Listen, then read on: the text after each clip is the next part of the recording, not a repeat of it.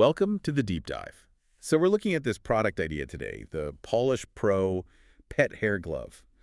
And it sounds almost too good to be true. Right. It's pitched as this double-sided mitt, uses only static electricity. Yeah, no batteries, no sticky sheets you have to peel off. Totally reusable. It's supposed to be amazing for, getting pet hair off everything. Your black pants, the sofa. The dream, basically. Yeah. A shortcut to a hair-free life.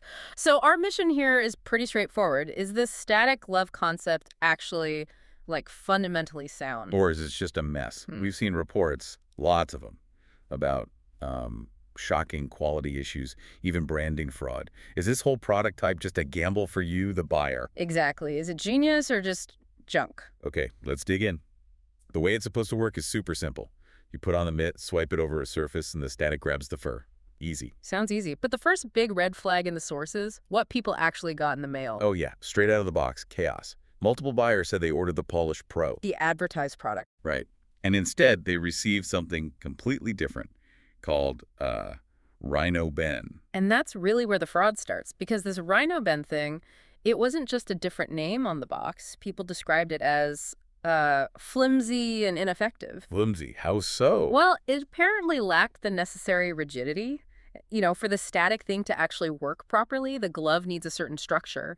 This knockoff didn't have it. So people are paying for the Pawlush Pro, marketing, the promise, and getting, junk that doesn't even function like it's supposed to. Pretty much. It seems some sellers are just using the Pawlush Pro name and images, but shipping out these cheap, generic versions. It makes buying it a total lottery from the get-go. A real market chaos situation before you even find out if the real product is any good. Which brings us straight to the next problem, the quality paradox. Because even when people do get what looks like the legitimate Pawlush Pro, avoiding that Rhino Ben swap, even then, it's inconsistent. Wildly inconsistent. The reviews are all over the place. Some users absolutely swear by it, say it lifts hair like magic in seconds. Others found it completely disappointing. Just didn't work. Huh. That's a huge variation. Why, though? Is it just people using it wrong, or is there something else going on?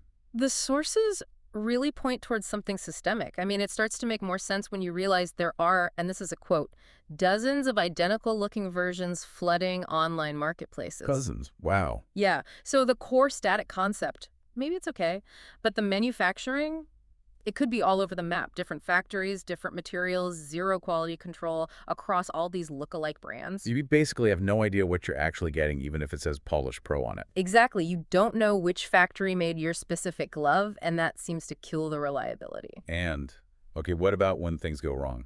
Customer service. Oh, that's another disaster area highlighted in the sources. Widespread reports of emails just being ignored completely, people not getting refunds they were owed, orders not showing up.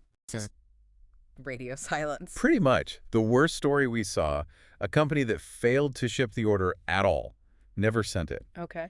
And then, get this, they offered the buyer only half their money back as goodwill. Goodwill. Yeah. For not sending the product they paid for. That's bold. It really suggests they're just trying to minimize their losses, right? Like it's almost an intentional strategy. It really makes you wonder, if the marketplace itself isn't helping, who holds these sellers accountable? Which actually brings us to a really interesting part of this whole thing, this sort of meta commentary on product investigation itself. Right, from the reviewer Ella at Savage Reviews. Yeah.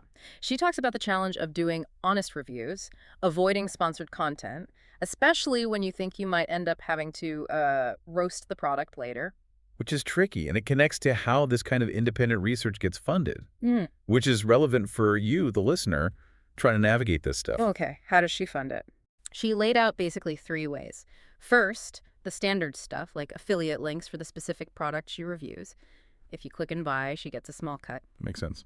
Second is more passive, a generic Amazon homepage bookmark link. You use her link to go to Amazon, buy whatever you were going to buy anyway, and she gets a tiny percentage. It's just background support. Okay. And the third one? The third one's pretty novel, actually. You can pay to hire her, essentially. Become a member, like a private BS investigator supporter. It's like $3 a month. And what does that get you? Personalized, urgent reviews. So if you're about to buy something specific, you can ask her to investigate it, and she promises like a 24 to 72-hour turnaround. Wow, so it's like on-demand consumer protection for members. Exactly. It flips the usual review model. Instead of wading through potentially fake mass reviews, you pay a small fee for someone to actively look for the kind of fraud and inconsistency we've been talking about with this product. So the key takeaway for you listening is, Yeah.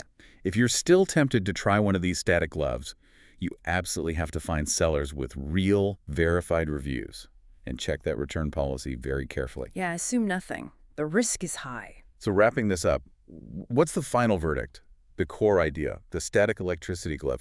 It might be sound conceptually. It might, but the reality, the market seems flooded with knockoffs, inconsistent manufacturing, and sellers with, frankly, terrible customer service practices. The risk of getting ripped off, either through a bad product or just bad service, seems way too high for something as simple as a pet hair mid. Absolutely. It kind of makes the whole category feel broken right now.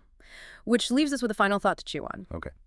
Given all this mess, the inconsistency, the outright fraud, is this reliance on, paid BS investigators like Ella the Future, is that what consumer research is becoming? Or is it just another cost, another layer of complexity pushed onto you, the buyer? Something to think about. Keep questioning everything. We'll catch you on the next deep dive.